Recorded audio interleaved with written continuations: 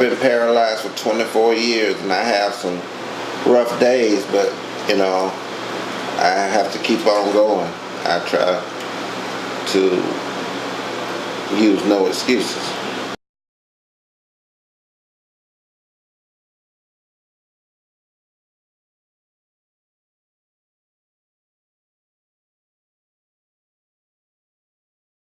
A client of mine's called. He wanted some drugs, and I took him. Met him out of this apartment complex, and that's where I was set up. He shot me in the neck and robbed me. The night I got shot, this is where I was parked at.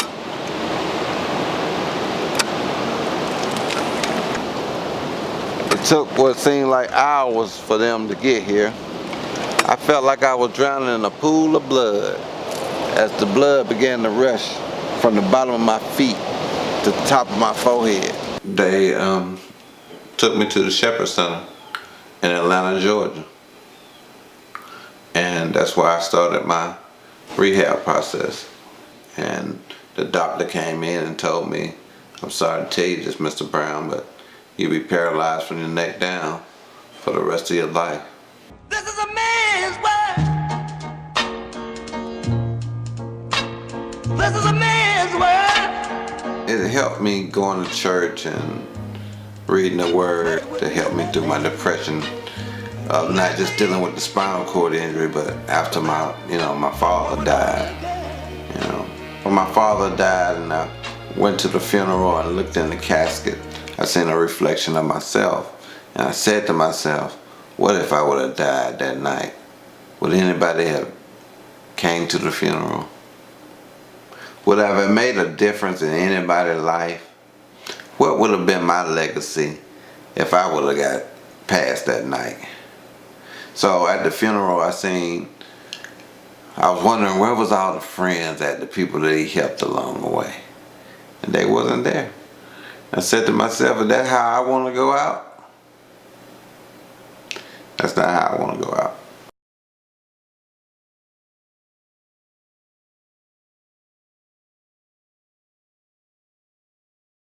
I was the lone wolf. I was a loner growing up. I was least likely. My brother was the smart guy, the genius, the handsome one. And my sister was she had the personality. She got along with everybody. And then there was me. Trouble.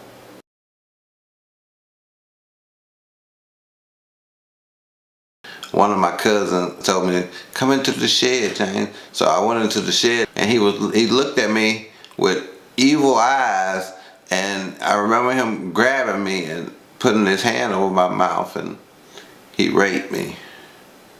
And he said, "You better not tell, because if you tell, you're gonna get in trouble." And I kept my mouth shut.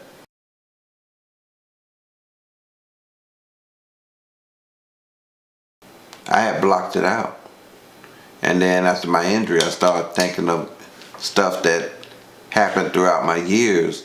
And I asked my cousin, what happened to that? His name was Zeke. I said, what happened to Zeke? She said he was in prison. I said, for what? Because he had molested and raped his own children. And it hit me like a ton of brick. Because maybe if I would have told, maybe they wouldn't have went through the hell that I went through.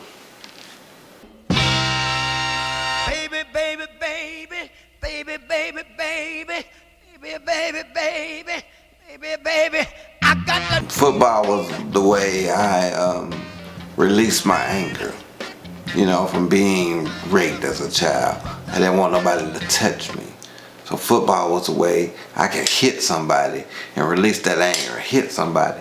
But then I hurt my knee in a football game, and it was like my dream was shattered. So I went into the 10th grade with a shattered heart, shattered dreams that I would never play football. But then my daddy did the greatest thing he ever did. He bought me a bike. 1, 2, 3, 4. Get up, get on up, get up, get on up, stay on the... I started building my knee back up. I started losing weight. I started getting my confidence back. I said, I'm gonna play the game again. Got into the game again. Hey, I became the man again. I had to pick up any college that I wanted to. I was on my way. And then I had 3 friends that would change my life forever. Malt liquor, Seagram's gin, Mary, Joanna. I graduated with a 1.67 grade point average. No scholarship wanted me, nobody wanted me, so I decided I'm gonna go into the Navy.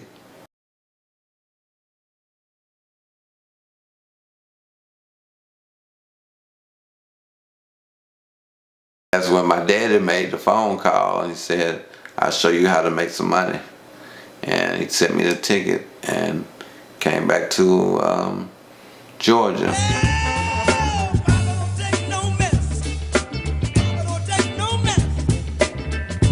We were like the Batman and Robin of the dope game. It was the first time me and my daddy had bond, and it took crack cocaine for me and my daddy to bond, to have a relationship. So if it took crack cocaine for me and my daddy to bond, I was gonna do crack cocaine because I wanted to be like my daddy. You know, I loved my daddy, I didn't like his ways, but there was something missing that I needed from him, and he died before I could get it from him.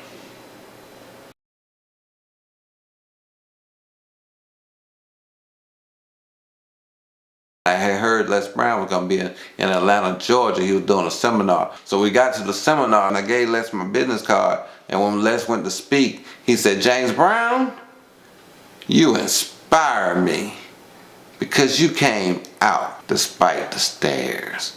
And it was because Mr. Brown took the time out to help me transform my message. I had to move on because I was so bitter. I was bitter and angry about everything that was happening in my life. I was bitter and angry because my fiance said she was too young to spend the rest of her life pushing behind a wheelchair, and she left me and didn't even say goodbye.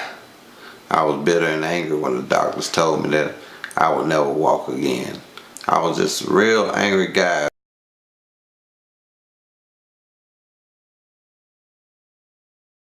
Some of the things that I've mastered, I got this magic wand, and with my magic wand, I'm able to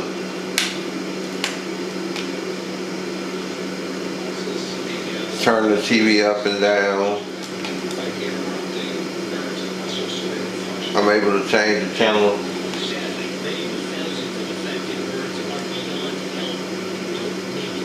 On the television. I'm able to answer the phone.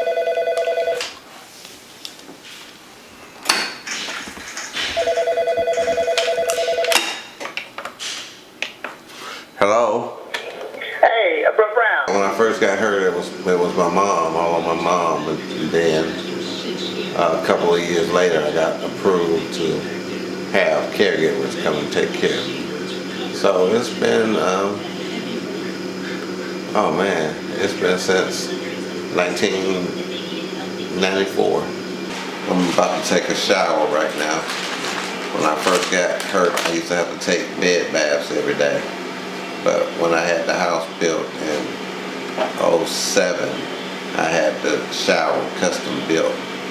So it's like me at a car wash.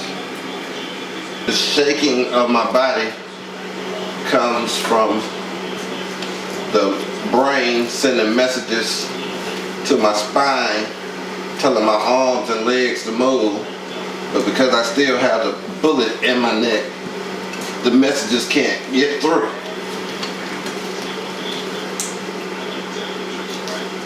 There was a time that I was, sad and depressed, not being able to move, and always having to scream for my mom to come help me out. But now, it's a brighter day.